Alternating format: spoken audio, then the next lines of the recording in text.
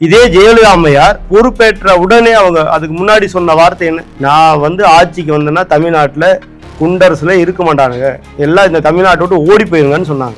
வந்ததுக்கு அப்புறம் ஏதாவது இருந்ததா? அதாங்க தலைமை, அதுதான் தலைமை. நான் 20 நாள் தான் ஆகுது, நான் எல்கேஜி இப்பதான் போய்க்கிறேன், நான் ஆவனா தெரியாது அப்படின்னா என்ன அர்த்தம்? அப்ப தெரியாம எதுக்கு வந்தீங்க நீங்க?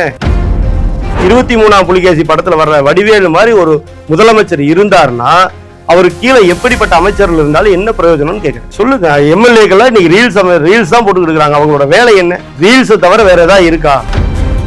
நாங்க புதுசுங்க, எங்களுக்கு வந்தா தெரியாதுங்க. நீ எல்லாம் எதுக்கு அரசியலுக்கு வராத. நான் என்னுடைய பார்வை இது, என்னுடைய நோக்கம் இது, என்னுடைய செயல் இது, என்னுடைய சிந்தனை இது. அண்ணாமலை மாதிரி வாங்கங்கிறேன் நான். வந்தா ராஜா மாதிரி வாங்க, ஏன் கோமாளி எல்லாம் வருவீங்கன்னு கேட்கிறேன் நான். உதயநிதி கூவத்தூர் வரைக்கும் கூத்தடிக்கிறீங்க, அது ரொம்ப நாறுது. எவ்வளவு நாளைக்கு இது தாங்கும்னு தெரியலன்னா அவர் சபையிலேயே பேசுறாங்க. அது 2 பேரும் அண்ணன் தம்பி அடிச்சுக்கிறாங்க. பங்காளி அடிச்சுக்குவாங்க. பங்காளிய நீயும் ஒன்று நீ வா இல்ல நான் வான்னு பங்காளி அடிச்சுக்கிறாங்க. நாளைக்கு 2 பேரும் ஒண்ணு சேர்ந்துக்குவாங்க. கட்சியில 4 பேர்த்து நீக்கிருக்காங்க. ஒருத்தன் பாத்தீங்கன்னா செங்கல் சோலையில் போய் 1 லட்ச ரூபாய் பணம் கொடு, இல்லன்னா உன் சோலையெல்லாம் மூடிடுவோம்னு நிக்கிறான். ஒருத்தர் அருவாளோட நிக்கிறான். 2 பேர்த்தையோட கட்சி விட்டு நிக்கிட்டீங்க, முடிச்சு அரெஸ்ட் பண்ணி ஜெயில போட்டீங்களா? திமுக அதுதானே பண்ணா?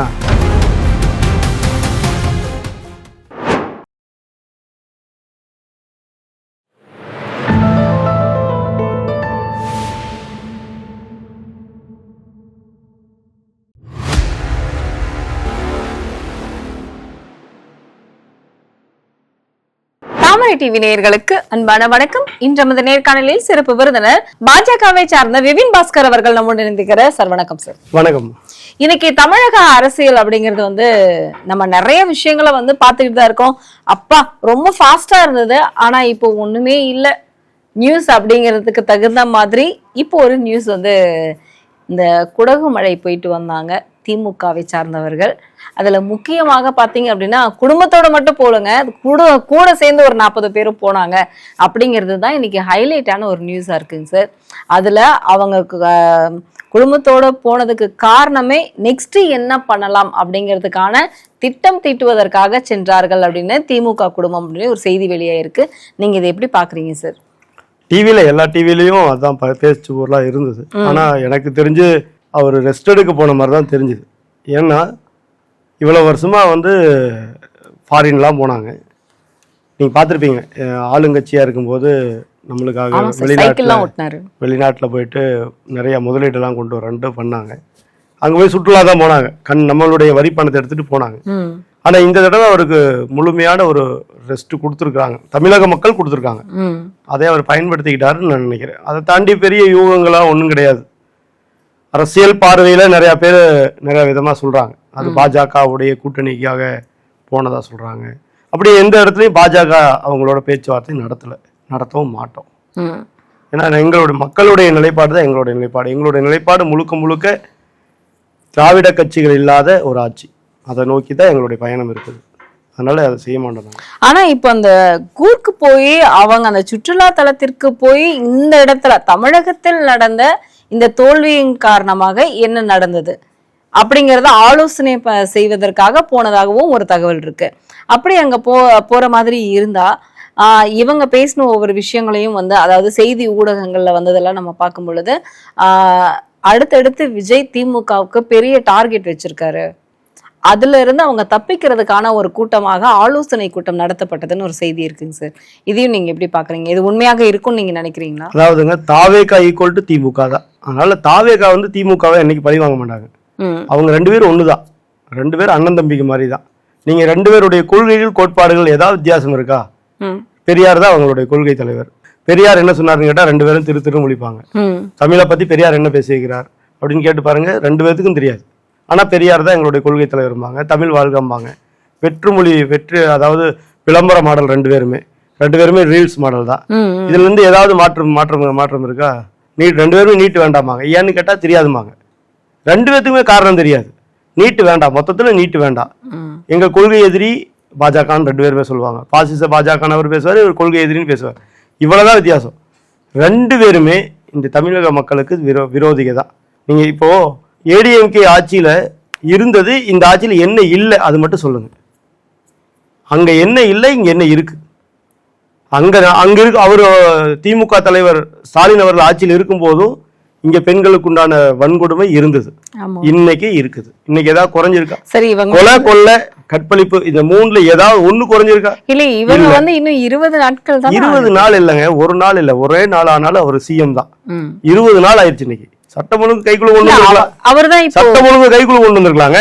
இப்ப திருச்சி மாவட்டத்துல பாத்தீங்கன்னா அந்த இடத்துல ஒரு நன்றி தெரிவிக்கும் மாநாடு அப்படின்னு அறிவிச்சாங்க இல்லையா? அந்த இடத்துல அவர் சொன்ன ஒரு விஷயம் தான், இன்னும் வந்து பாத்தீங்க அப்படின்னா எனக்கு கொஞ்சம் டைம் கொடுங்க, ஏன்னா ஏற்கனவே போனவங்க நிறைய விஷயத்த பண்ணி வச்சுட்டு போயிருக்காங்க, அதெல்லாம் நான் சரி செய்வது. அதெல்லாம் தெரியாம தான் அவர் ஆட்சிக்கு வந்தாரா? அதெல்லாம் தெரியாம தான் வந்து இவ்வளவு வாக்குறுதி கொடுத்தாரா? அனைத்து மகளிருக்கும் எல்லா பஸ்லயும் தமிழ்நாட்டில் இருக்கிற எல்லா பஸ்ஸையும் பேருந்து இலவசம் சொன்னாரா? வருஷத்துக்கு 6 சிலிண்டர் தருவேன்னு சொன்னாரா? நீங்க சொல்லுங்க. ஏதாவது நான் வந்தேன்னா தமிழ்நாட்டில் இருக்கிற பெண் குழந்தைகள்லாம் பாதுகாக்கப்படும் சொன்னாரு. எத்தனை வருஷம் கழிச்சு? 5 வருஷம் கழிச்சா? நேரம் கொடுக்கணும்னா 5 வருஷம் கழிச்சு கொடுக்கட்டுமா? தமிழ்நாட்டினுடைய பெண் குழந்தைகளுக்கு பாதுகாப்பு நான் தரேன்னு சொன்னார்ல, 5 வருஷம் கழிச்சு கொடுப்பாரு. ஓகேவா உங்களுக்கு? மக்கள் ஒத்துக்குவாங்களா? இன்னும் எத்தனை நாள் வேணும்? அரசாங்க தலைமை பொறுப்பு ஏத்துக்கிட்டா அடுத்து அவரு தாங்க சிஎம். அவருக்கு கீழே தானே இந்த அரசாங்கம் இருக்குது. காவல்துறை யார் கண்ட்ரோல் இருக்கு? அவர் ஒரு ஆர்டர் போட்டா செய்ய முடியாதா? இதே ஜெயலலிதா அம்மையார் பொறுப்பேற்ற உடனே அவங்க அதுக்கு முன்னாடி சொன்ன வார்த்தை என்ன? நான் வந்து ஆட்சிக்கு வந்தேன்னா தமிழ்நாட்டில் குண்டரசுல இருக்க மாட்டானுங்க, எல்லாம் இந்த தமிழ்நாட்டை விட்டு ஓடி போயிருங்கன்னு சொன்னாங்க. வந்ததுக்கு அப்புறம் ஏதாவது இருந்ததா? அதாங்க தலைமை, அதுதான் தலைமை. நான் வந்து 20 நாள் தான் ஆகுது, நான் எல்கேஜி இப்போ தான் போய்க்கிறேன், ஒன்றும் நான் ஆவணா தெரியாது அப்படின்னா என்ன அர்த்தம்? அப்போ தெரியாமல் எதுக்கு வந்தீங்க நீங்கள்? தமிழ்நாட்டு மக்களை ஏமாத்துறதுக்கு எதுக்கு வந்தீங்க? நீங்கள் யோசிச்சு பாருங்க. கரண்ட் கட்டு இன்னைக்கு இல்லையா? அப்போ இவங்க வந்தோடனே அதுக்கு உண்டான ஏதாவது ஒரு அடிப்படை இது இருக்கா? ஒரு திட்டம் இருக்கா? திட்டமிடல் வேணும்ல, அது இருக்கா?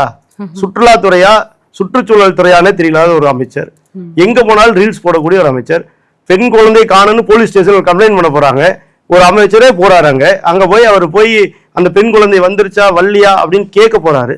கேட்க போகும்போதே அந்த பாட்டு ஒன்று போடுறாரு, யார் பெற்ற மகனோ யார் பெற்ற மகனோன்னு ஒரு பாட்டு. சோழிங்கநல்லூர்ல எம்எல்ஏ என்ன பண்றாரு?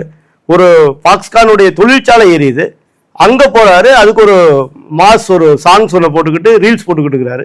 எல்லா இடத்துலயும் எதாவது நடக்குது. ஒரு அமைச்சர் ஆய்வுக்கு போறாரு, பஸ் ஏறி உட்காந்து ஓட்டுறாரு, ஓட்டி பாக்குறாரு, அதுக்கு உடனே ஒரு ரீல்ஸ். இந்த அரசாங்கம் ரீல்ஸ் அரசாங்கமா இருக்குது. இவங்க ரியல் அரசாங்கம் கிடையாது. இவங்களுக்கு வந்து இந்த சட்ட திட்டங்களோ இல்லை இதனுடைய எப்படி நடைமுறைப்படுத்தணுமோ, எப்படி இந்த அரசாங்கத்தை நடத்தணுமோங்கிற எந்த புரிதலும் இல்லாத ஒரு அரசாங்கம், தற்கூரி அரசாங்கம். அப்படின்னா இதுக்கு முன்னாடி இந்த மாதிரி அரசாங்கம் இல்லையா? திமுக இருந்ததுல அதேதான், அதைத்தான் நான் முன்ன சொன்னேன். தாவேகா ஈக்குவல் டு திமுக, ரெண்டும் ஒண்ணுதான், 2 பேர் தற்கூரி தான். ரெண்டு பேத்துக்குமே வந்து இந்த அரசாங்கம் என்ன எப்படி பண்ணணும் எப்படி நடத்தணும்னு தெரியாது. சொல்றது வந்து கண்டிப்பா ஏத்துக்கலாம். பட் இருந்தாலும் 75 ஆண்டு காலம் வந்து ஆட்சி செய்த திமுகவுக்கே பாத்தீங்கன்னா ஸ்டாலின் அவர்கள் அவருடைய அப்பாவுடைய ஆட்சியை பார்த்துட்டு வந்தவர், அவருக்கே வந்து அரசியல் செய்ய தெரியல, விளம்பர மாடல் அரசு அப்படின்னு சொல்லி நீங்க எல்லாருமே எல்லா கட்சிகளுமே வந்து அதற்கான வந்து விமர்சனங்களை வச்சுட்டு தான் இருந்தாங்க. இப்பதானே இவங்க புதுசா வந்திருக்காங்க. அப்போ 75 ஆண்டுகாலம் ஆட்சி செய்தவர்களுக்கே அரசியல் தெரியல அப்படிங்கும் பொழுது இவங்க இப்பதானே காலடி எடுத்து வச்சிருக்காங்க, கொஞ்சம் டைம் கொடுக்கலாமே. கண்டிப்பா அதான் நான் சொன்னேன், பெண் குழந்தைகள் உண்டான பாதுகாப்பு 5 வருஷம் கழிச்சு கொடுக்கட்டுங்கிறேன். மக்கள் ஒத்துக்குவாங்களான்னு கேட்டேன் நான். நீங்க பதில் சொல்லுங்க. இன்னும் கொஞ்ச நாள் கொடுக்கலாம்னா எத்தனை நாள் கொடுக்கலாம்? எத்தனை பாலியல் வன்புணர்வுக்கு அப்புறம் இந்த அரசாங்கம் நடவடிக்கை எடுப்பாங்கன்னு சொல்லுங்க. ஒரு குற்றம் கூட நடக்காம நடவடிக்கை எடுப்பாங்கன்னு சொல்லுங்க. மக்கள் ஒத்துக்குவாங்களான்னு கேக்குறேன் நான். ஐஏஎஸ் ஐபிஎஸ் அதிகாரிகளுக்கான மாற்றங்கள் இன்னைக்கு எல்லாத்தையுமே கொடுத்துட்டு தானே இருக்காரு. கரெக்டுங்க, எல்லாத்தையும் மாத்தலாங்க. நான் கேக்குறேங்க, வந்தோன்னேங்க ஐஏஎஸ் ஆபீசர் மாத்திடுறோம், ஐபிஎஸ் ஆபீசர் மாத்திடுறோம், கீழே இருக்கிற எல்லாத்தையும் மாத்திடுறோம், சரிங்களா? ஆனால் ஒரு திட்டமிடலோ இந்த அரசாங்கத்துக்கு ஒரு தெளிவான பார்வையோ இல்லைன்னா அதனால என்ன பிரயோஜனம்னு கேட்கிறேன் நான். 23ஆம் புலிகேசி படத்துல வர்ற வடிவேலு மாதிரி ஒரு முதலமைச்சர் இருந்தாருன்னா அவருக்கு கீழே எப்படிப்பட்ட அமைச்சர்கள் இருந்தாலும் என்ன பிரயோஜனம்னு கேட்கிறேன். சொல்லுங்க. எம்எல்ஏக்கெல்லாம் இன்னைக்கு ரீல்ஸ் தான் போட்டுக்கிட்டு இருக்காங்க. அவங்களோட வேலை என்ன? ரீல்ஸை தவிர வேற ஏதாவது இருக்கா?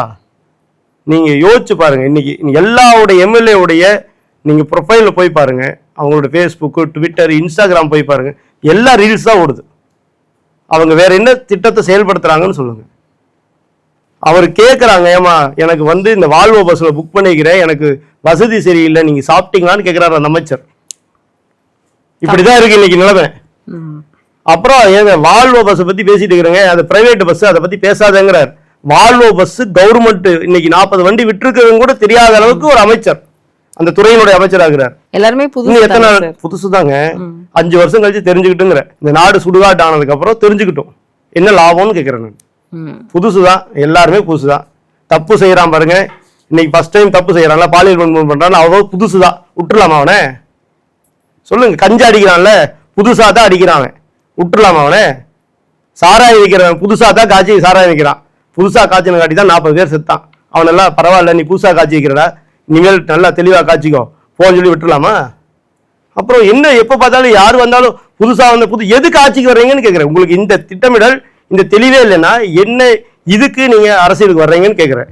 நாங்க புதுசுங்க, எங்களுக்கு வந்தா தெரியாதுங்க, நீ எல்லாம் எதுக்கு அரசியலுக்கு வர்ற? வராத. புரியுதுங்களா? நான் என்னுடைய பார்வை இது, என்னுடைய நோக்கம் இது, என்னுடைய செயல் இது, என்னுடைய சிந்தனை இது. அண்ணாமலை மாதிரி வாங்கங்கிறேன் நான். வந்தா ராஜா மாதிரி வாங்க, ஏன் கோமாளி எல்லாம் வர்றீங்கன்னு கேட்கிறேன் நான். என்ன வேலை இந்த அரசியல் களத்துல இந்த மக்களை முட்டாளாகிறதுக்கு எதுக்கு நீங்களா வர்றீங்கன்னு கேட்கிறேன். அப்படின்னா விஜய் கோமாளின்னு சொல்றீங்க? அப்புறம் நான் அப்படிதான் சொல்ல வேண்டியது. தமிழக முதல்வரை கோமாளின்னு சொல்றது நான் சொல்லலங்க, நீங்க தான் சொல்றீங்க. நான் கோமாளிகளா வராதீங்கன்னு தான் சொன்னேன். இன்னைக்கு நடக்கிறது அப்படித்தானே இருக்கு. நீங்க கேட்கறீங்க, திருப்பி திருப்பி கேட்கறீங்க. நேற்று அவர் முதல்வர் விஜய் அவர்கள் திருச்சியில் பேசும்போது என்னங்க சொன்னாரு? ஏற்கனவே இருந்த அரசாங்கம் எல்லாத்தையும் பண்ணிட்டு போயிட்டாங்க, ஏன் உங்களுக்கு தெரியாதா? நீங்க வாக்குறுதிகளை வரிசை அடுக்குனீங்களே, ஒரு 80,000 கோடி ரூபாய்க்கு மேல அடுக்குனீங்களா, அப்போ உங்களுக்கு தெரியாதான்னு கேட்கிறேன் நான். தெரியாம எப்படிங்க நீங்க வந்தீங்க, ஆட்சிக்கு வரணும்னு எப்படி நினைச்சீங்க? இந்த அரசாங்கத்துக்கு ஓட்டு போட்ட மக்கள் விஜய்க்கு இவர் வந்தாருன்னா பெண்களுக்கு பாதுகாப்பு கொடுப்பாருன்னு சொல்லி யாராவது ஓட்டு சொன்னாங்களா? ஓட்டு போட்டேன் அதனாலதான் இவருக்கு ஓட்டு போட்டேன்னு யாராவது சொல்லியிருக்காங்களா? இவர் வந்தாருன்னா ஜெயலலிதா அம்மையார் மாதிரி சட்டம் ஒழுங்க பாதுகாத்துருவாரு அப்படிங்கிறக்காக நான் விஜய் ஓட்டு போட்டேன்னு யாராவது சொல்லியிருக்காங்களா? இல்ல இவர் வந்தாருன்னா எங்களுடைய இந்த கரண்ட் பில்லெல்லாம் குறைச்சிருவாரு, சொத்து வரியெல்லாம் குறைச்சிருவாரு, எங்களோட துன்பம் எல்லாம் நீங்கிரும், அதனாலதான் விஜய்க்கு போட்டான்னு ஒரு தமிழக மக்களா சொன்னாங்களா? யார் சொன்னா? இல்ல இப்படி என்ன சொன்னாங்க? ஒரு மாற்றம் வரும். அவங்க எல்லாம் என்ன சொன்னாங்க? என் பேத்தி சொல்லுச்சுன்னு ஓட்டு போட்டேன், என் பேரை சொல்லுச்சுன்னு ஓட்டு போட்டேன், என் பையன் சொன்னான்னு ஓட்டு போட்டேன், என் வீட்டு பூனைக்குட்டி சொல்லுச்சுன்னு ஓட்டு போட்டேன், என் வீட்டு நாய்க்குட்டி வந்து 2 நாளா பாலே குடிக்கலங்க, சாப்பாடே சாப்பிட மாட்டேருச்சு, அதனால ஓட்டு போட்டேன். இப்படி சொன்னவங்க அதிகம். யாரா ஒருத்தராவது நான் முன்ன சொன்ன காரணத்துல ஒரு காரணமாக சொல்லி நான் இதனாலதாங்க விஜய் ஓட்டு போட்டேன், நான் வந்தேன்னா என்னுடைய பெண் குழந்தை இந்த வீட்டு விட்டு வெளியில போனா பாதுகாப்பா வீட்டுக்கு வந்துடும், அதனால நான் விஜய் என்னன்னு ஓட்டு போட்டேன்னு ஒரு பெண்ணாவது சொல்லியிருக்காங்களா? யோசிச்சு சொல்லுங்க. அப்புறம் என்ன அரசாங்கம் வந்த சொன்னவங்க எல்லாருமே, எங்க வீட்டு பக்கத்து குழந்தை வந்து 2 நாளா சாப்பிட மாட்டேங்குது, விஜய் அண்ணாவுக்கு தான் ஓட்டு போடணும், அவர் வந்தா தான் சரியா இருக்கும் அப்படின்னு குழந்தைகளை, பிஞ்சு குழந்தைகளை பிரெயின் வாஷ் பண்ணி ஓட்டு வாங்கியிருக்கீங்க வெக்கமே இல்லாம. இன்னைக்கு இன்னும் 5 வருஷம் கொடுங்க, 10 வருஷம் கொடுங்க, நாங்க தெரிஞ்சுக்கிறோம், அதுக்கப்புறம் ஆட்சி பண்ணிக்கிறோம்னா இன்னும் எத்தனை பெண் குழந்தைகளுடைய வாழ்வை சூறையாட காத்திருக்கிறீங்க நீங்க? தெரியலன்னா கிளம்புங்கிற நான். இந்த அரசாங்கம் எல்லாரும் சொல்றாங்க விஜய்க்கு வந்து சுனாமி மாதிரி. எங்க சுனாமி மாதிரி? சுனாமின்னா என்ன? வந்து அத்தனை வாரி சுருட்டிட்டு போறதா சுனாமி இல்லையா? ஆமாவா இல்லையா? அலைன்னா என்னது? வந்துட்டு அப்படியே போறது அலை. சுனாமினா வந்ததுன்னா மொத்தமா இருக்கிற எல்லாத்தையும் சேர்த்து வாரிட்டு போயிடும். அப்ப 200 சீட்டுக்கு மேல வந்திருக்கணும். இது 108 ஆம்புலன்ஸ்ல போற மாதிரி 108 எம்எல்ஏ எல்லாம் வந்திருக்காங்க. எமர்ஜென்சி தானே இது. அப்புறம் இந்த அரசாங்கம் என்ன வந்து அப்படியே சூப்பரா விஜய் எல்லாரும் ஓட்டு போட்டாங்க. யாரு போட்டா? அண்ணாமலைங்கிற நபருக்காக உழ வேண்டிய ஓட்டு மொத்தனையும் விஜய்க்கு விழுந்திருக்கு. அவர் தான் சொன்னார் 2024 சொன்னார். 2026 திமுக அதிமுக இல்லாத ஒரு அரசாங்கம் அமைய போகுது, கூட்டணி அரசாங்கம், அது பாஜக தலைமையிலான அரசாங்கம் அமைய போகுதுன்னார். இளைஞர்களுடைய எல்லாருடைய அன்பையும் பெற்று ஒரு பெருந்தலைவர் அண்ணாமலை அவர்கள் இருந்தார். அவருக்கு விழ வேண்டிய ஓட்டு ஒரு 3வது சத்தியா மாற்று சத்தியா இடையில வந்து விஜய் வாங்கிட்டு போயிட்டார். அவ்வளவுதான். அவருக்கு என்ன தெரியும்? அவருக்கு என்ன தெரியும் சொல்லுங்க பாப்போம். சரி, இப்போ நீங்க சொன்னது போலவே கருப்பு வெள்ளை கோட்டு சூட்டை போட்டுக்கிட்டு என்ன சொன்னாரு? இல்ல திருச்சியில நீங்க சொல்லுங்க, கருப்பு வெள்ளை. நான் ஏன் கருப்பு வெள்ளை போட்டேன் தெரியுமா? உங்க மனசு மாதிரி எவனாவது என் மனசு வெள்ளைன்னு சொல்லுவானா, என் மனசு கருப்புன்னு சொல்லுவானா? இல்ல அவர் அந்த மாதிரி சொல்லல சார். அண்ணாமலை அவர்கள் வந்து இவர் கோட் ஷூட் போட்டுட்டு சட்டசபைக்கு வர்றதையும் அவர் வந்து தலைமைச் செயலகத்துக்கு வர்றதையும் ஒரு விமர்சனம் செய்திருந்தார். அதுல வந்து இவர் மழை வெள்ளம் வரும்போது வந்து சென்னையில எப்படி கோட் ஷூட் போட்டுட்டு வந்து போவாரா, எப்படி பேண்ட்டை தூக்கி பிடிச்சிட்டு போவாரா அப்படிங்கிற ஒரு அவருடைய விமர்சனத்தை அவர் வச்சிருந்தாரு. அதுக்கு இன்னைக்கு வந்து அந்த நன்றி தெரிவிக்கும் கூட்டத்துல வந்து அவர் ஒரு விஷயம் சொல்லியிருக்காரு, நான் கோட் ஷூட் போட்டா உங்களுக்கு என்னங்க, அப்படின்னு கேட்டாரு. அந்த பிளாக் அண்ட் ஒயிட் நான் தான் கோட் சூட் போடாதவங்க தான் இந்த வார்த்தை சொல்லணும். கோட் சூட் போடாதவங்க வெள்ளை வெட்டி வெள்ளை சட்டை போட்டிருக்காங்க பாருங்க, அவங்க சொல்லணும் கோட் சூட் போட்டா உங்களுக்கு என்னங்க பிரச்சனை. அவர் கோட் சூட் தான் வாழ்றாரு. அவர் என்னைக்காவது வெள்ளை வெட்டி வெள்ளை சட்டில் போயிருக்காரா? அன்னைக்கு ஒரு நாள் வந்து அவர் ஜெயிக்க வச்சார்ல, அந்த இளைஞர்கள் அந்த குழந்தைகளுடைய பிரெயின் எல்லாம் வாஷ் பண்ணி ஜெயிக்க வச்சார் இல்லையா அந்த ஜெகதீஷ். அவருடைய குடும்ப விழாவுக்கு போயிட்டு வரும்போது பட்டு வேட்டி சட்டையோட வந்தார். மத்த நாள்ல கோட் சூட்டோட, அவர் எப்பவுமே கோட் சூட்டோட தான் இருப்பாரு. ஷூட்டிங்ல இருந்து எல்லா இடத்துலயும் கோட் சூட்டோட தான் இருக்கிறாரு. அவர் எந்த இடத்துல பட்டு சட்டையோட வந்திருக்காரு? அவர் கோட் ஷூட் போடுறதுனால என்ன சார் பிரச்சனை? அதுதாங்க சொல்றேன். அவர் சொன்னாருன்னு சொல்றேன் நான். அவர் என்ன சொன்னாரு? கருப்பு வெள்ளை, நான் கருப்பு வெள்ளை போடுறதே உங்களோட மனசு மாறினாரு. என் மனசு வெள்ளைன்னு தான் சொல்லுவாங்க, என் மனசு கருப்புன்னு யாரு சொல்லுவாங்க? அதுக்கு அந்த இடத்துல அவர் தெளிவுபடுத்தி இருந்தாரு சார். பிளாக் அண்ட் ஒயிட், கருப்பு யாரோடதுன்னு உங்களுக்கு தெரியும். கருப்புங்கிறது வந்து பெரியாரை குறிக்குது, வெள்ளைங்கிறது நான் அப்படிங்கறது வந்து தனியே அவர் சொன்னாரு. பெரியாரை குறிக்குதுன்னு யாரு சொன்னா? கருப்பு அவரா சொல்லிக்கிட்டேங்க. கருத்து அவருதாங்க சொல்லணும். அவர் எல்லா இடத்துலயும் நமக்கு தெரியும் அப்படிங்கிறாரு. யாருக்கு தெரியுது? அவர் சொல்றாரு நம்மள எல்லாம் தெரியுமா அப்படிம்பாரு. அவர் யார சொல்றாரு? சரி, அப்புறம் கலர் கலரா வந்து புரியவே இல்லாம பேசக்கூடிய ஒரு நபர் அவர். இல்ல, அவர் ஒரு கேள்வி கேட்டார்ல, கலர் கலரா நான் வந்து மத்தவங்கள மாதிரி கோட் ஷூட் போடலங்கறாரு. அது யாரு சொன்னாரு? அதுதாங்க சொல்றேன். யாரு போட்டு வராங்க? அவர் தான் சொல்லணும். அவர் தான் சொல்லணும் யாரு போட்டு வராங்க. மோடி அவர்கள் தான் எல்லா இடத்துலயுமே வந்து அவர் வந்து கலர் கலரா வந்து ஜாக்கெட் வந்து யூஸ் பண்ணுவார். சரிங்களா சார்? அதாவது மேடம், மோடி அவர்களோட யாரையும் எந்த இடத்துல கம்பேரிசன் இல்ல. அவர் தானே மோடி அவர்கள் பிரதமர் தான் இந்த மாதிரி வந்து கலர் கலரா வந்து கோட் ஷூட், அவரோட ஜாக்கெட்ஸ் எல்லாமே வந்து அந்த மாதிரி கலர் கலரா இருக்கும். அவர் வந்து இது வந்து அந்த இடத்து பிளேஸுக்கு தகுந்த மாதிரி போடணும்னு இல்ல, அவருக்கு பிடித்திருக்கிறத அந்த அவர் போடுற அந்த உடை வந்து நாகரிகம் அவரை வந்து என்னுடைய புரிதல் எப்படி நான் சொல்றேன் கேளுங்க. ஒரு டீ வித்தவருடைய பையன் வந்து கோட் சூட் போட்டா அவருக்கு எரியுதா? கலர் கோட் சூட் போட்டா அவருக்கு எரியுதா? கேக்குறேன் நான். மோடி அவர்கள் வந்து ஒரு சாதாரண ஏழை தாயினுடைய மகன், அவர் கோட்டு சூட்டு போட்டா இவருக்கு இதாகுதா? என்ன பேசுறாரு அவரு? ஏங்க, அவர் இந்திய நாட்டுடைய பிரைம் மினிஸ்டருங்க. அவர் ஒரு கண்ட்ரிக்கு போகும்போது அந்த நம்ம இந்தியாவுடைய நான் இந்தியாவுடைய ஒரு என்னுடைய நாடு இந்தியா, அதுல இருந்து நான் வந்திருக்கிறேன். இந்திய நாட்டை ரெப்ரசன்ட் பண்றாரு அவர். புரியுதுங்களா? நம்மளோட மக்கள் ஒரு நபரா போய் நிற்கிறார். அவர் எப்படி போய் நிக்கணும் சொல்லுங்க? எப்படி போய் நிக்கணும்? கோமணத்தை கட்டிட்டு போய் நிக்கணுமாமா? என்ன பேசுறாரு இவர்? சொல்லுங்க, எப்படி பேசுறாரு? முன்னாள் தலைவருமே என்ன பேசுறாருன்னு கேக்குறேன். முன்னாள் மாநில தலைவருமே மோடி அவர் கம்பேரிசன் பண்ணியிருந்தாரா? மாபெரும் தப்புங்கிறேன் நான். மோடி மாதிரி ஒரு நபர் இவர் இருந்துருவாரா? அவர் போடக்கூடாதுன்னு சொல்லல கேக்குறேன் நான். மோடி மாதிரி இவர் இருந்துருவாரா? அவர் இன்னைக்கும் கொரோனா காலத்துல தன்னோட வீட்டை எழுதி அந்த பிஎம் கேர் கொடுத்த நபர். அவர் வீட்டை வித்திருக்கிறார். இன்னைக்கு வீடு இல்லாத நபர் அவர். இவர் மாதிரி 1000 கோடிக்கு சொத்து வச்சிருக்காரா? திருப்பி பிரமாண பத்திரத்தை போய் நாங்க திருத்திக்கிறோங்கன்னு எழுதி கொடுத்து வந்தாரா? சொல்லுங்க. கோர்ட் 1.5 கோடி ரூபாய் கட்ட சொன்னாங்களே, நீங்க வருமானத்துக்கு கார் இது வாங்குனீங்களே, வருமான வரியில 1.5 கோடி ரூபாய் அபராதம் போட்டாங்களே, அந்த மாதிரி மோடி மேல குண்டூசி நகை அளவுக்காவது ஒரு நாள் சொல்ல முடியுமா? கால் நகத்துல இருக்கிற தூசி அளவுக்காவது ஒரு நாள் சொல்ல முடியுமா? இன்னைக்கு 30 வருஷத்துக்கு மேல ஆகுது அரசியல் கட்சிக்கு வந்து, அதிகாரத்துக்கு வந்து 30 வருஷத்துக்கு மேல ஆகுது. சொல்ல முடியுமா அவர்னால? என்ன பேசுறாரு இவர்? இன்னைக்கு வந்து இந்த நம்ம சொல்றோம்ல எரிபொருள் சிக்கனத்துக்கு, இன்னைக்கு வண்டியை குறைச்சிருக்காரு. இவரு பனையூர்ல இருந்து இங்க தலைமைச் செயலகத்துக்கு வர்றதுக்கு வந்து ஹெலிபேட் அமைச்சிட்டு உட்காந்துக்கிறானுங்க. போறதுக்கு தனி ரூட் வேற போட்டுக்கிறானுங்க. இவர் வண்டி போகும்போது முன்னாடி 4 வண்டி, பின்னாடி 4 வண்டி போறதுக்கு தனி ரூட் போட்டுக்கிறாங்க. பிஜேபியுடைய முதல்வர்கள்லாம் இன்னைக்கு சைக்கிள்லயே நடந்து வந்துட்டு இருக்கிறாங்க. மோடி அவர்கள் அவருடைய பாதுகாப்பு வாகனத்தை குறைச்சு வந்துட்டு இருக்கிறார். இவர் என்ன பண்ணிட்டு இருக்கிறாரு? ஒரு மோடியோட கம்பேர் பண்ணுவாரா? ஏங்க, இதுதாங்க திமுக. இந்த திமுகவுடைய அப்படியே சாயல் இருக்கு பாத்தீங்களா? திமுக என்ன செய்யுதோ அது இன்னைக்கு விஜய் செய்யறாரா இல்லையா? ஆனா இன்னைக்கு கோட்டு சூட்லயா கண்டுபிடிப்பீங்க நீங்க? ஸ்டாலின் செயல் இருக்கணுங்க. கோட்டு சூட்லயா இருக்கு, துணியில ட்ரெஸ் போடுற ட்ரெஸ்லயா இருக்கு. நீங்க அவரோட அப்படியே திமுக ஈக்குவல் டு அதான் பண்றாரு. உதயநிதியே வந்து அவரோட கட்சியாக இருந்தாலும், ஆனா உதயநிதியை வந்து கூவத்தூர் வரைக்கும் கூத்தடிக்கிறீங்க. அது வந்து ரொம்ப நாறுது. எவ்வளவு நாளைக்கு வந்து இது தாங்கும்னு தெரியலன்னா அவர் சபையிலேயே வந்து பேசுறாங்க. அது 2 பேரும் அண்ணன் தம்பி அடிச்சுக்கிறாங்க. பங்காளி அடிச்சுக்குவாங்க. பங்காளிய நீ வா இல்ல நான் வான்னு பங்காளி அடிச்சுக்கிறாங்க. நாளைக்கு 2 பேரும் ஒண்ணு சேர்ந்துக்குவாங்க. அது எப்படி சார் சட்டசபையிலேயே கூவத்தூர் வரைக்கும் நாறுது கூத்தடிக்கிறீங்க அப்படின்னு சொல்றேன். பங்காளிக அடிச்சுக்கிறாங்க. இப்ப பங்காளிக தான் அவங்க 2 பேரும் ஈக்குவல் தான். 2 பேர்த்தோடைய கொள்கை என்னன்னு கேளுங்க. ஸ்டாலின் அவர்கள் சொல்லுவாரு, எங்களுடைய லட்சியம் என்ன தெரியுமா? வேண்டாம் விடுங்க, சொன்னா 4 நாள் ஆக முடியும் சொல்லிக்கிறாரா இல்லையா? எங்களுடைய கொள்கை என்ன தெரியுமா? இல்ல இன்னைக்கு கூட சொன்னாரு. எங்களுடைய கொள்கை என்ன தெரியுமா? அதை பத்தி பேசினா இந்த மேடை பத்தாது, 4 நாள் ஆகும் அப்படின்னு இந்த கை இப்படி அதிரும் அவருக்கு. புரியுதுங்களா? அதேதான் விஜய் சொல்றாரு. எங்களுடைய கொள்கை என்ன தெரியுமா? அதை பத்தி பேச வந்த நினைச்சீங்களா? விட்டுருங்க, அது வேண்டாம் விடுங்க. சரி, இத பத்தி பேச வந்த நினைச்சீங்களா? இது வேண்டாம் விட்டுருங்க. இப்படித்தானே பேசுறாரு.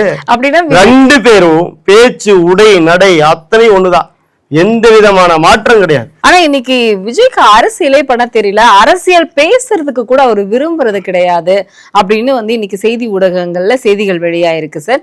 இதுல இன்னொரு விஷயம் என்னன்னா, தன்னுடைய கட்சியில இருக்கக்கூடிய அமைச்சர்களை அமர்ந்து உட்கார்ந்து பேசுறதுக்கு கூட அவர் வந்து ஆர்வம் காட்டுறது இல்லைங்கிறது ஒரு செய்தி வெளியாயிருக்கு. இன்னொரு விஷயமும், ஜெயலலிதா அம்மையாரை போல அமைச்சர்களை வந்து ஒன்று சேர்த்து அவர்களுக்கு வந்து ஒரு தனியான கூட்டம் அமைத்து ட்ரைனிங் கொடுக்க போறதாக வந்து ஒரு செய்திகளும் வந்து வெளியாகுது. ஆர்வமே காட்டாத ஒருத்தர் வந்து அமைச்சர்களுக்கு வந்து இந்த மாதிரியான ஒரு ட்ரைனிங் எல்லாம் கொடுப்பாரா? அவருக்கே ஒரு ட்ரைனிங் தேவைப்படுது. மூத்த அதிகாரிகள் சொல்லியிருக்காங்க. அதாவது போறவன் எல்லாம் ரீல்ஸ் போட்டு மாட்டிக்கிறான், போறவன் எல்லாம் என்ன பண்றான்னு தெரியாம வம்படிச்சு மாட்டிக்கிறான். அமைச்சர் நிக்கிறாரு, பின்னாடி வர நிர்வாகி அம்மா ஓரமான தள்ளி விட்டு போயிட்டே இருக்கிறான். அமைச்சர் ரூம் மாதிரியே தெரியல, இது வந்து ஒரு இது டீ கடைக்குள்ள உள்ள பூந்த மாதிரியே தெரியுது. எவன் வர்றா எவன் போறான்னு தெரிய மாட்டேங்குது. அந்த மாதிரிதான் நடக்குது. ஒரு அதிகாரிகளுக்கு எந்த மதிப்பு மரியாதையும் கிடையில. அதனால வந்து தயவு செய்து எதையாவது பண்ணி எங்களை காப்பாத்துங்க சாமி அப்படின்னு போய் சிஎம் கிட்ட கேட்டதா தான் கேள்வி. அதிகாரிகள் தான் அதுக்கு என்ன ஐடியா கொடுத்துருக்காங்கன்னா, இந்த மாதிரி ஒரு அமைச்சர்கள்லாம் கூப்பிட்டு உட்கார வச்சு எப்படி நடந்துக்கணும், எந்த மாதிரி நடந்துக்கணும்னு சொல்லி கொடுக்கலாம் அப்படின்னு சொல்லியிருக்காங்க. ஆனா அதை செய்வாங்களாங்கன்னு தெரியல. ஏன்னா எல்லாமே ரீல்ஸ் எடுக்கக்கூடிய அல்ல, அதிக பிரசிங் இல்லாதான் இருக்குது. வர்றது போறது எல்லாருமே பாத்தீங்கன்னா அப்படிதான் இருக்கிறாங்க. அதாவது நீங்க ஒரு அம்மாவை பார்த்துருப்பீங்க, கலெக்டர் ஆஃபீஸ்க்குள் நான் அப்படின்னு அந்த மாதிரி நடந்து வர்றாங்க. கலெக்டர் ஆஃபீஸில் உட்காந்து பேசுறாங்க, கலெக்டரோட பேசுறாங்களா, வெளியில வர்றாங்களா, மினிஸ்டரோட நடக்கிறாங்களா. ஒரு அம்மாவை போட்டுக்கிட்டு தாவேக்கால ஒரு நிர்வாகி அந்த அம்மா, அது என்னன்னு பார்த்தா தலைமை மகளிர் அணின்னு போட்டு வச்சிருக்காங்க. அப்படி ஒரு பதவியே இல்லைன்னு அவங்க சொல்றாங்க தாவேக்கால இருந்து. இன்னைக்கு அப்படிதான் இருக்கு. எல்லா தாவேக்காவுடைய நிர்வாகிகளுடைய இன்ஸ்டாகிராம் பக்கத்தை எடுத்தோம்னா அரசாங்க ஆஃபீஸுக்குள்ள சௌரியத்துக்கு போறாங்க, சௌரியத்துக்கு விசிட் அடிக்கிறாங்க, கோட் சூட் எடுத்து மாட்டிக்கிறாங்க. ஏன்னா மருத்துவர் அணின்னு சொல்லிட்டு அவங்களே போய் டாக்டர் போய் கேள்வி கேட்கறாங்க. என்ன நடக்குது யோசிச்சு பாருங்க. இப்படியே இருந்தா அரசு அதிகாரிகள் எப்படி வேலை பார்ப்பான்னு கேட்கறேன் நான். கண்டிப்பா இவங்களுக்கு இதை போய் கேட்கறதுக்கு ரைட்ஸ் கொடுத்தது யாருன்னு கேட்கறேன். ஒரு எம்எல்ஏ கேட்கலாங்க, தப்பு கிடையாது. கூட வர அல்லகை 200 பேரும் கேட்டா எப்படி இருக்கும், எப்படி வேலை பார்ப்பாங்கன்னு கேட்கறேன் நான். எங்களை வந்து மாநில தலைமையில அனுப்பிவிட்டுச்சு, மாவட்டத்துல இருந்து போய் எல்லாத்தையும் விசாரிங்கன்னு கேட்டாங்க, அதனால நாங்க வந்திருக்கிறோம்னா எப்படி வேலை பார்க்க முடியும்னு கேட்கறேன் நான். இதெல்லாம் அதிக பிரசங்க தானே. இன்னைக்கு நீங்க கட்சியில இருந்து 4 பேர்த்த நீக்கிருக்கானுங்க. ஒருத்தன் பாத்தீங்கன்னா செங்கல் சோலையில் போய் 1 லட்ச ரூபாய் பணம் கொடு, இல்லைன்னா உன் சோலையெல்லாம் மூடிடுவோம்னு நிக்கிறான். ஒருத்தன் அருவாளோட நிக்கிறான். 2 பேர்த்தையோட கட்சி விட்டு நிக்கிட்டீங்க, முடிச்சு அரெஸ்ட் பண்ணி ஜெயில போட்டீங்களா? இல்ல, திமுக தானே பண்ணா. ஒண்ணு அதை சஸ்பெண்ட் பண்ணிடுவாங்க, சேர்த்திக்கிறது தெரியாது. புரியுதுங்களா? சஸ்பெண்ட் பண்றதையோ இல்ல வந்து நான் அந்த கட்சியில இருந்து உங்களை முழுமையா நீக்கிறனோ அறிக்கை விட்டு எல்லாம் பண்ணிடுவானுங்க, சேர்த்திக்குவானுங்க. சிவாஜி கிருஷ்ணமூர்த்தின்னு உங்களுக்கு தெரியும், எத்தனை தடவை நீக்குனாங்க, எத்தனை தடவை சேர்த்தாங்க, கணக்கே தெரியாது. சார் எப்ப கட்சிக்கு வந்தாரு, அவரை போன மாசமே சேர்த்துக்கிட்டோம் அப்படிம்பாங்க. எப்ப நீக்குனீங்க, அதுக்கு முன்னத்தமா அதுக்கு அது சேர்த்துனதுக்கு அப்புறம் தான் நீக்கணும் அப்படிம்பாங்க. இப்படிதான் இருந்தது. இன்னைக்கு இன்னைக்கு தாவேக்காலே அதேதான். இன்னைக்கு ஒவ்வொரு இடத்துலயும் தாவேகாவுடைய நிர்வாகிகள் குற்றவாளிகளா இருக்கிறாங்க. பாலமுருகன் கூட ஒரு நிர்வாகி, நீங்க பாத்திருப்பீங்க, அண்ணாமலை அவர்கள் ஒரு ட்வீட் கூட போட்டிருந்தார். தாவேகாவுடைய நிர்வாகி அவர் ஒரு குற்றச்செயல் பண்ணியிருக்காரு, அவரை காப்பாத்துறதுக்கு இந்த அரசாங்கம் முனைப்பெடுக்குது. ஆனா இன்னைக்கு தமிழக முதல்வர் வந்து அஸ்ராகார் நம்ம எல்லாருக்குமே வந்து தெரிந்த ஒரு ஐஜி, இன்னைக்கு வந்து உளவுத்துறையில இருக்கிற அவர்கிட்ட வந்து திமுக இதற்கு முன்னாடி என்ன மாதிரியான அவங்களுடைய செயல்கள் இருந்தது, அவங்க என்ன மாதிரியான அவங்களுடைய கேஸ் ஃபைல்ஸ் எல்லாம் எடுத்துட்டு வாங்க அப்படின்னு அவங்க கிட்ட ரிப்போர்ட் கேட்டதா ஒரு செய்திகள் வெளியாயிருக்கு சார். இப்போ அந்த ரிப்போர்ட்டை வந்து அஸ்ராகார் அவர்கள் வந்து தமிழக முதல்வர்கிட்ட கொடுத்ததாகவும் ஒரு செய்தி இருக்கு. அப்ப அது கொடுத்தா இவங்க அடுத்த நடவடிக்கை தாவேகாவும் திமுக மாதிரி எப்படி வந்து அதாவது வெளியிலேயே தெரியாம ஊழல் பண்ணலான்னு கத்துக்குவாங்க. அதுக்கு தான் இந்த ஃபைல் கேட்டிருக்காங்க. ஓஹோ, திருட்டுத்தனத்தை எப்படி பண்ணிக்கலாம்னு திமுகவுக்கு தெரியும், அதை எப்படி கத்துக்கலாம் நீங்க பாத்திருப்பீங்க. அதாவது விஞ்ஞான ரீதியா ஊழல் பண்ணக்கூடிய கட்சி திமுக. அதையும் தாண்டி ஒரு படி மேல போய் அதை வெளியிலேயே தெரியாத அளவுக்கு மூடி மறைக்கிற அளவு ஊழல் பண்ணலாம் எப்படி அப்படின்னு கத்துக்கிறதுக்கு கேட்டிருப்பாங்க. தாவேகாவை பொறுத்த வரைக்கும் பாத்தீங்கன்னா இன்னைக்கு அதில் இருக்கக்கூடிய நிர்வாகிகள் இன்னைக்கு செங்கோட்டையிலிருந்து இன்னைக்கு நிறைய பேர் இருக்கிறாங்க. நீங்கள் இவர் ஆதவர்ஜுனாலிருந்து ஏகப்பட்ட பேர் இருக்கிறாங்க. மாற்று கட்சியிலேருந்து வந்தவங்க அவங்களே எப்போ தூய சக்தி ஆனாங்கன்னு விஜய் அவர்கள் சொல்லணும். நம்மளுக்கு வேற கட்சியிலிருந்து ஒரே நாளில் வந்து எம்எல்ஏ ஆன நிறைய நபர்கள், மரிய வில்சன்ல இருந்து, இன்னைக்கு மரிய வில்சன் அந்த கட்சியிலேயே இருக்கிறார். அவர் மேல நிதித்துறை அமைச்சர், அவர் மேல எவ்வளவு கேஸ் இருக்குன்னு தெரியும். அவரெல்லாம் என்னைக்கு தூய சக்தி ஆனாரு, என்னை பெண்களை வந்து அவர் அன்னைக்கு அந்த உரட்டக்கட்டையில வந்து கத்தியால வெட்டுறதெல்லாம் நம்ம பாக்குற கண்ணு முன்னாடி. அவர் எப்படி பாதுகாப்பு கொடுப்பாருன்னு கேக்குற பெண்களுக்கு. இந்த மாதிரி ஒரு அமைச்சரை வச்சுக்கிட்டு நீங்கள் பெண்கள் பாதுகாப்பை பத்தி எப்படி பேசுவீங்கன்னு கேக்குறேன் நான். இன்னைக்கு இருக்கக்கூடிய நிலைமை இதுதான். திமுக மாதிரி எப்படி ஊழல் பண்றது சிறப்பா, அதாவது வெளியிலேயே தெரியாத அளவுக்கு கொள்ளையடிக்கிறது எப்படி, அதை எங்களுக்கும் கொஞ்சம் கத்துக் கொடுங்க அப்படிங்கிறத இன்னைக்கு அவர் கூட்டிட்டு வந்து அந்த ஃபைல்லாம் எடுத்து பாக்குறாங்கன்னு நான் நினைக்கிறேன்.